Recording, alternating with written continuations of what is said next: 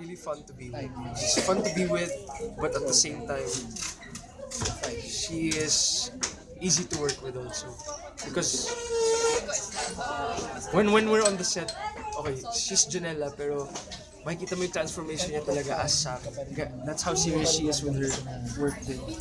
Talagang pinanindigan niya yung character niya as si Sam na laking hapon, so Vanessa. Kung wala ka bang girlfriend, is it possible na may lamang sa Well, she's very, like what I said kanina, she's like a girl next door type of girl. So I can't see it not happening. Introduce, kung sakali bang magkaroon ng chance sa introduce her to your girlfriend, okay, kilala siya as your new love team, or wala pa, hindi ba nangyayari? Hindi pa nangyayari. Pero When did you start believing in the word destiny or the thought of destiny? Parang may as Elmo. to be honest, I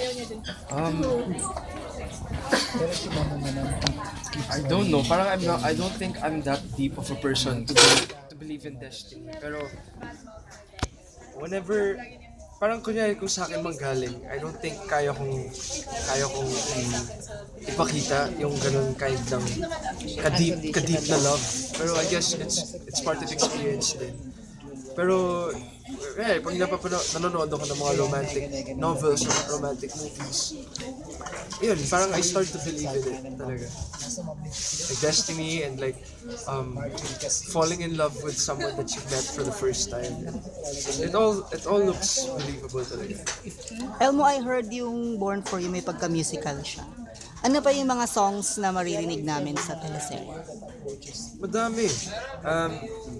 Ang masasabi ko pa lang though is, yung sa trailer na pinakita namin, kinanta namin yung Pangarap, yung Constantino. So, marami kaming renditions ni Janela as Kevin and Sam na maririnig.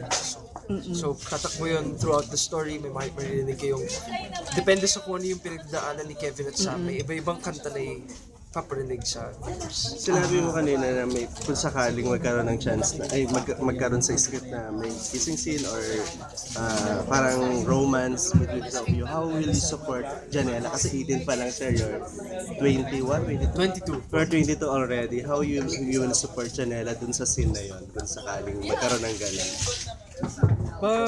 Well, Sa ibang soap mo naman nagkaroon na, no? Nagkaroon na ba? like what? Yung sa ibang soap mo, ng kissing scene or... Yes, nagkaroon na po ako ng kissing scene. Kumbaga ikaw nagkaroon ka na ng chance. Si Janela, how will you support her? Kasi parang first time yung gagawin niya. I don't know. Like what I said nga, parang gusto ko lang siya i-guide. Pero ayoko rin naman siyang ayoko siyang i-force na gawin yung isang bagay na hindi niya naman gusto. So, if she doesn't want it muna, like, I respect that.